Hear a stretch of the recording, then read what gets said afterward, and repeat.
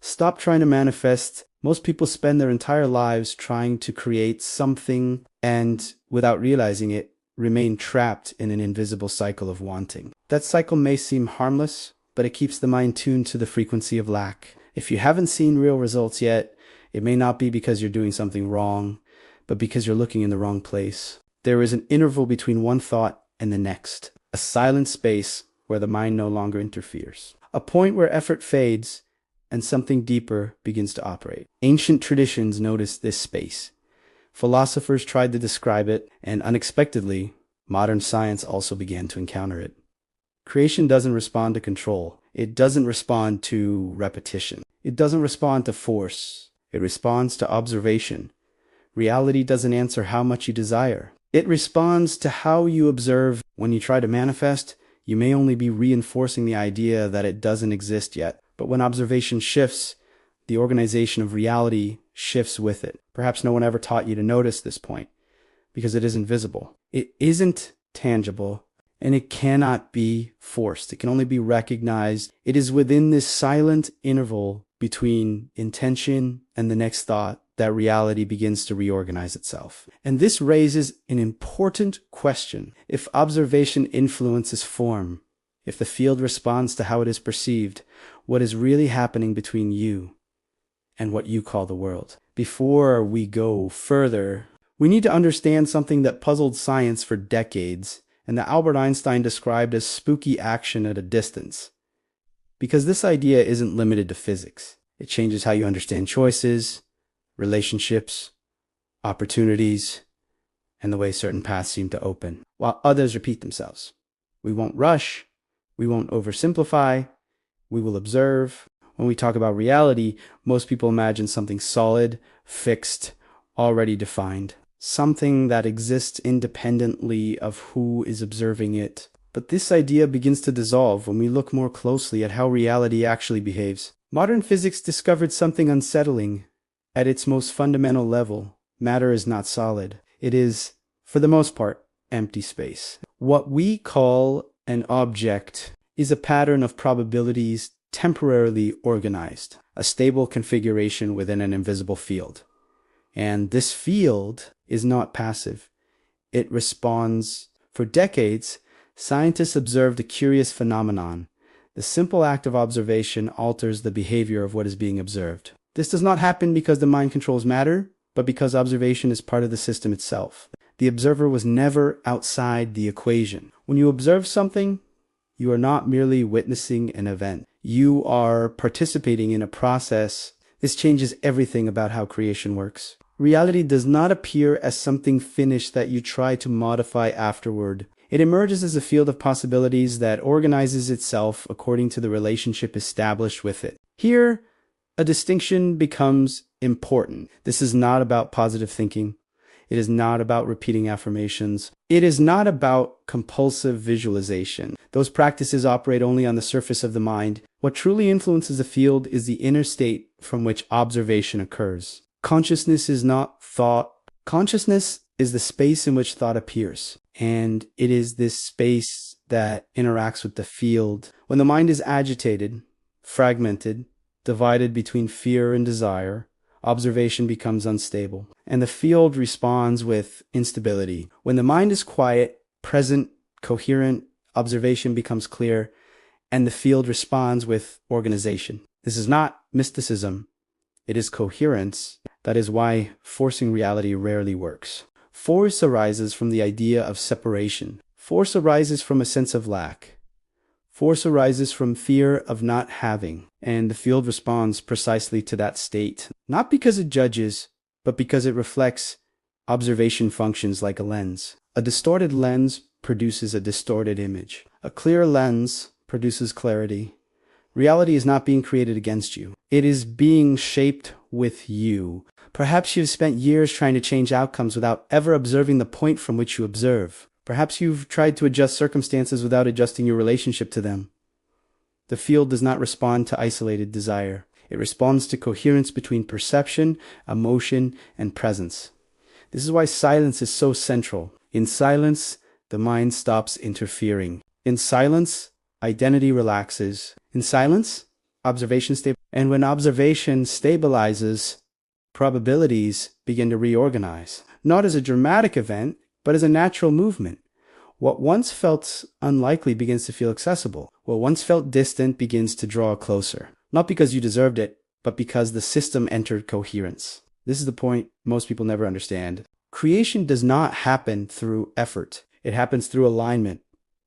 And alignment is not something you force. It emerges when noise subsides. That is why, before attempting to change the world, it is essential to understand the nature of the field. And above all, the role of the observer within it. Have you ever felt like you're just watching life happen from the sidelines, as if reality is a movie unfolding in front of you? What if I told you that you were never outside of what you're observing? At no point did you stand apart from existence, watching it all unfold from a safe distance. There was never a line.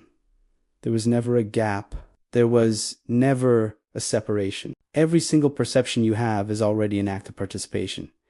The observer is not neutral. The observer is involved.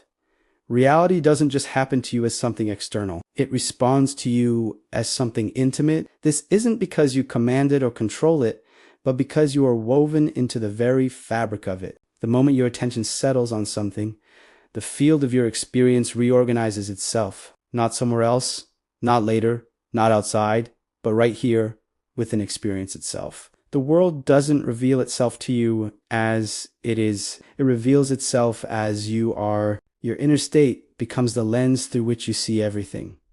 Your emotional tone becomes the filter. Your nervous system acts as the translator. This is why the exact same moment can feel like absolute freedom to one person and a terrifying threat to another. Nothing changed in the external environment. Everything shifted in the internal perception. We were taught that perception is a passive act, that we simply receive information from a reality that exists independently of us. But awareness doesn't just receive, it actively interacts. The universe isn't some finished object sitting on a shelf. It's a living process, a continuous movement, a dynamic field, and you are not just a visitor to this field. You are made of the same fundamental intelligence that curves space, that organizes matter, that sustains all life. There's no true boundary between the one who observes and what is being observed. They are two expressions of the same unfolding process. Think about it. When your attention becomes rigid and fixated, doesn't reality feel tight and constricted? And when your attention softens and opens up, doesn't reality feel spacious and full of possibility? This isn't just philosophy. It's a functional aspect of our existence. Your body, your breath, your habitual thoughts, your emotional patterns, they are all constantly informing the field of your reality, not through sheer effort or desperate desire, but through coherence. Life doesn't primarily respond to what you want. It responds to how you are. When you live in a state of resistance, fighting against what is, the world mirrors that friction back to you. When you live in a state of openness, the world mirrors guidance and flow. This is why speed distorts our perception. Rushing through life fragments our experience and creates the illusion of distance between us and the world. But presence, true presence in the moment, dissolves that illusion. You don't need to learn how to create your reality. You've never stopped creating it. The only thing that changes is whether this creation happens unconsciously, driven by old patterns, or consciously with awareness. So much of our human suffering comes from forgetting this deep participation. It comes from believing we are separate, believing we are small, believing we are just passive observers of a world that has nothing to do with us. But the observer isn't just watching life. The observer is actively shaping how life is experienced. Every interpretation you make alters the field. Every belief you hold stabilizes a certain pattern. Every emotional state you inhabit informs the direction your life takes. Now, this doesn't mean you are personally responsible for everything that happens in the world. That's an impossible burden. It means you are involved in everything you personally experience. There is no outside position. There is no place you can stand where reality doesn't touch you back. The moment you truly recognize this, something subtle and profound happens. A deep relaxation occurs. The constant need to control everything softens. The fear of life and its unpredictability loosens its grip. This isn't because life suddenly becomes predictable or easy. It's because it becomes intimate. You stop standing against the world, trying to fight it or conquer it. You begin to meet it not as an object, not as an enemy, but as a dynamic movement that you are already a part of. And in this recognition, in this deep meeting with reality, the illusion of separation slowly dissolves. Not because the world disappears, but because you finally, for the first time, get to experience it from within. You realize you are not just in the world, you are the world experiencing itself. Thank you for watching. If this resonated with you, consider subscribing for more explorations into the nature of awareness and reality. If the observer shapes the experience of reality, then awareness is not only perception, it becomes participation. Not participation as effort, and not as control, but as involvement. Once this is seen, it becomes difficult to pretend that life is something happening outside of you, somewhere else, driven by forces you have no relationship with. This recognition often creates discomfort, not because it is complex, but because it removes distance. You are no longer positioned as someone watching life unfold. You are inside the unfolding itself. And that changes everything. For a long time, you may have learned to believe that meaning is external. That understanding arrives later. That fulfillment exists in another moment, another condition, another version of yourself. But meaning does not wait. It is generated continuously through attention. What you return to again and again becomes familiar. What becomes familiar begins to feel real. And what feels real shapes your inner world. Your inner world then becomes the tone through which life is experienced. This does not mean you control events. Life remains unpredictable. Circumstances continue to shift. Loss still happens.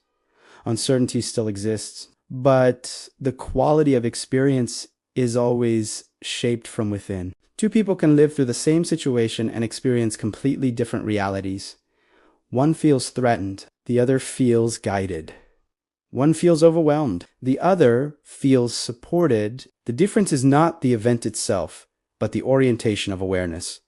Awareness is not passive.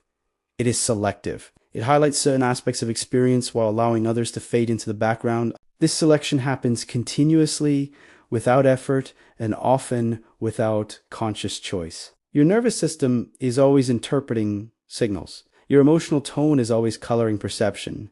Your attention is always organizing, meaning this is how reality is lived, not as an objective structure, but as a dynamic field of experience. Speed dramatically alters this field. When attention moves too quickly, perception narrows, the body shifts into survival.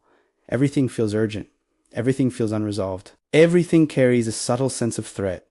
Presence restores depth. When attention slows, nuance returns. The body softens. The breath deepens. Muscles release.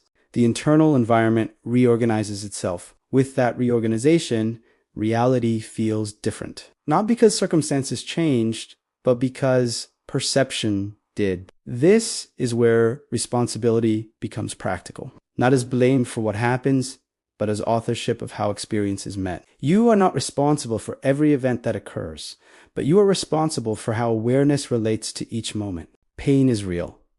Loss is real. Uncertainty is real. Presence does not deny this. It allows experience to be held without collapse. Suffering multiplies when awareness contracts around resistance, when attention becomes rigid and unable to soften. Presence does not remove difficulty. It changes the relationship to difficulty. Instead of tightening against life, awareness learns to remain available, to stay with experience without needing to escape it. Fragmentation arises when awareness tries to leave itself, when it seeks relief through distraction, avoidance, or constant movement. But there is nowhere else to go. There is only this moment, this field of experience, this participation. The observer is always here, even when the mind races, even when attention wanders. The practice is not to create awareness, but to recognize that it is already present, perceiving, sensing, responding. Nothing is missing. Only attention moves. When attention returns, coherence returns, not as answers, but as alignment. Life stops feeling like something that must be solved and begins to feel like something that can be met. Not as a problem, but as a living process in which you are already involved. This is what it means to no longer feel separate from the universe. Not as a belief, but as an experience. You are not a fragment moving through a hostile system. You are a pattern inside a living whole. The observer is not outside that whole. The observer is one of its expressions, and when this is lived, effort softens. Control loosens. Resistance relaxes. Life does not become predictable. It becomes intimate, and intimacy changes everything. If the observer shapes the experience of reality, then awareness is not only perception, it becomes participation. Not participation as effort, and not as control, but as involvement. Once this is seen, it becomes difficult to pretend that life is something happening outside of you, somewhere else, driven by forces you have no relationship with. This recognition often creates discomfort, not because it is complex, but because it removes distance. You are no longer positioned as someone watching life unfold. You are inside the unfolding itself. And that changes everything. For a long time, you may have learned to believe that meaning is external. That understanding arrives later. That fulfillment exists in another moment, another condition, another version of yourself. But meaning does not wait. It is generated continuously through attention. What you return to again and again becomes familiar. What becomes familiar begins to feel real. And what feels real shapes your inner world. Your inner world then becomes the tone through which life is experienced. This does not mean you control events. Life remains unpredictable. Circumstances continue to shift. Loss still happens. Uncertainty still exists. But the quality of experience is always shaped from within. Two people can live through the same situation and experience completely different realities. One feels threatened. The other feels guided. One feels overwhelmed. The other feels supported. The difference is not the event itself, but the orientation of awareness. Awareness is not passive. It is selective. It highlights certain aspects of experience while allowing others to fade into the background. This selection happens continuously, without effort, and often without conscious choice. Your nervous system is always interpreting signals. Your emotional tone is always coloring perception. Your attention is always organizing, meaning this is how reality is lived, not as an objective structure, but as a dynamic field of experience. Speed dramatically alters this field. When attention moves too quickly, perception narrows, the body shifts into survival. Everything feels urgent. Everything feels unresolved. Everything carries a subtle sense of threat. Presence restores depth. When attention slows, nuance returns. The body softens. The breath deepens. Muscles release. The internal environment reorganizes itself. With that reorganization, reality feels different. Not because circumstances changed, but because perception did. This is where responsibility becomes practical. Not as blame for what happens, but as authorship of how experience is met. You are not responsible for every event that occurs, but you are responsible for how awareness relates to each moment. Pain is real. Loss is real.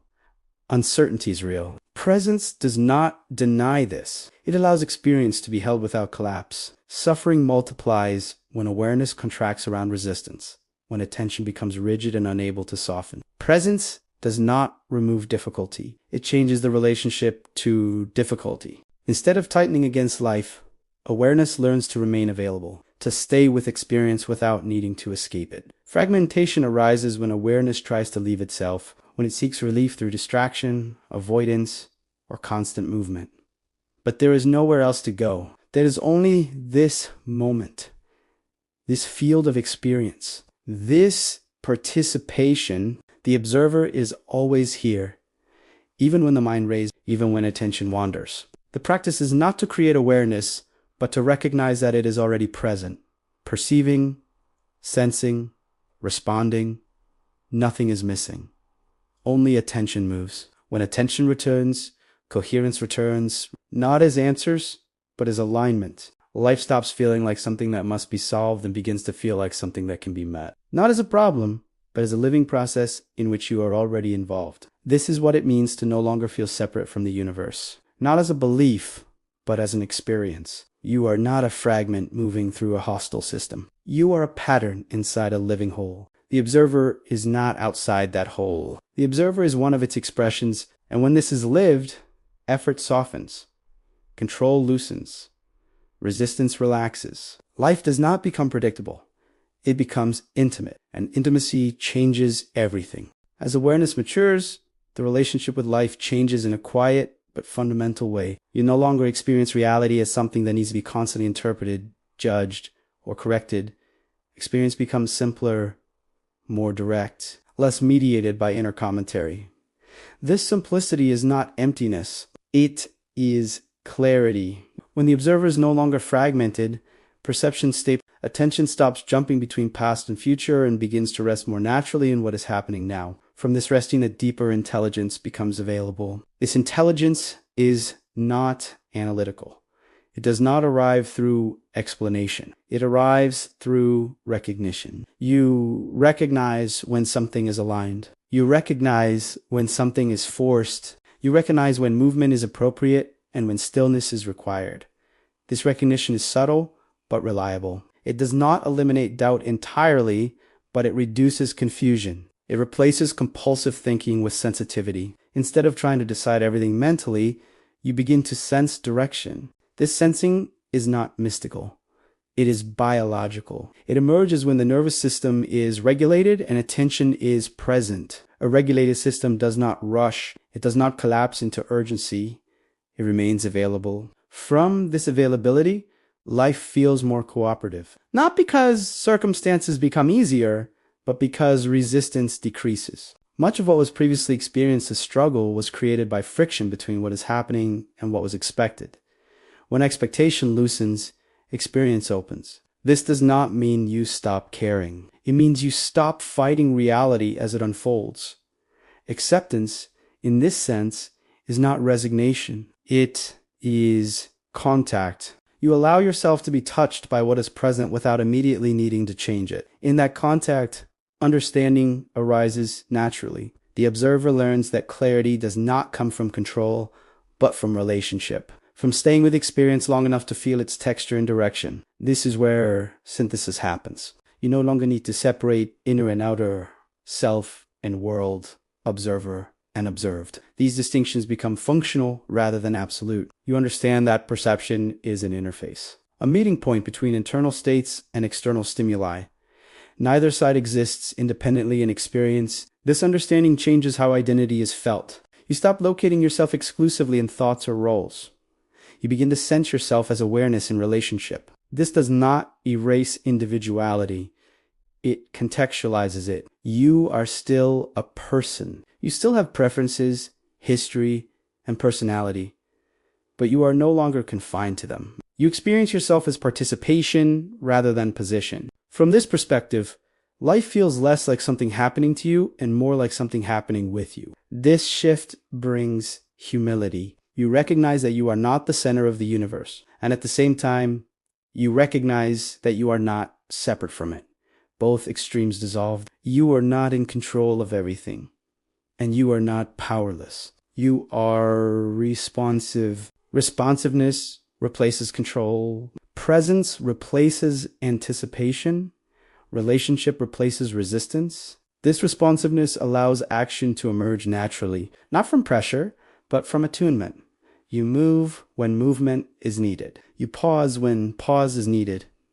You speak when clarity is present. You remain silent when listening is required. Life begins to feel less noisy. The internal dialogue quiets, not because thoughts disappear, but because they no longer dominate attention. Awareness becomes the ground rather than the content. From this ground, emotions move more freely. They are felt fully, but they do not define identity. Sadness passes, joy passes, fear passes. None of them need to be resisted or prolonged. They are movements within awareness, not statements about reality. This understanding reduces suffering significantly, because much suffering comes from believing that transient states are permanent truths. When awareness is stable, impermanence becomes easier to tolerate. You trust the process more, not blindly, but you have seen that experience reorganizes when attention is present. You have felt how coherence returns when resistance softens. This creates confidence, not confidence in outcomes, but confidence in your capacity to meet what arises. From here, life does not need to be constantly improved. It needs to be met. Growth becomes less about becoming something else and more about removing what obstructs perception. What obstructs perception is not life itself. It is tension, it is contraction, it is unconscious resistance. As these patterns soften, awareness becomes more inclusive. You can hold complexity without fragmentation. You can be uncertain without panic. You can be challenged without collapse. This is integration, not a final state, not an achievement, but a way of relating to experience that remains open, flexible, and grounded. The observer no longer stands apart from reality and no longer tries to merge with it. The observer participates, and in that participation, life becomes coherent. Actually, at this point, nothing new needs to be added. What matters is how what has already been seen is allowed to settle. Integration does not happen through accumulation. It happens through space. When awareness has been recognized again and again, life no longer feels like a problem that requires constant interpretation. It becomes something that can be met directly without excessive mediation. This does not mean that challenges disappear. It means they are no longer amplified by internal resistance. They arise, they move, and they resolve in their own time. The observer no longer feels compelled to interfere with every movement. There is a growing trust in the intelligence of experience itself. This trust is not passive. It is grounded. It comes from seeing repeatedly that clarity emerges when attention is present and contraction softens. With this recognition, effort changes quality. Instead of pushing, there is allowing. Instead of forcing understanding, there is listening. Listening is not waiting for answers. It is staying receptive to what is already communicating. Life is always communicating through sensation, through emotion, through rhythm, through response. When awareness is available, these signals become clear, not as instructions, but as orientation. You begin to sense when something is complete and when it needs more time. You feel when to engage and when to step back. You recognize when silence carries more intelligence than words. This sensitivity does not isolate you from the world. It connects you more deeply to it. Relationship becomes primary, not only with others, but with experience itself. You stop treating moments as obstacles to overcome or opportunities to exploit. You begin to meet them as expressions of a living process. This changes the way time is felt. Urgency softens. Waiting no longer feels empty. Pauses become meaningful. You are no longer rushing toward a future version of yourself. You are inhabiting the movement of becoming as it unfolds. From this perspective, identity loosens. You are still a person, still engaged in life, still making choices, but you are not confined to a fixed narrative about who you are supposed to be. Awareness allows identity to remain flexible, responsive, alive. You no longer need to defend a rigid sense of self. You can adapt without losing coherence. This adaptability is strength. It allows you to remain present even as conditions change. The observer learns that stability does not come from control, but from relationship, from staying connected to what is happening rather than withdrawing into concepts. This connection does not require constant effort. It is supported by simplicity. Simplicity of attention, simplicity of presence, simplicity of contact. You do not need to monitor every thought. You do not need to resolve every emotion. You do not need to anticipate every outcome. Awareness already holds what is necessary. As this becomes familiar, life begins to feel less fragmented. Experiences connect naturally.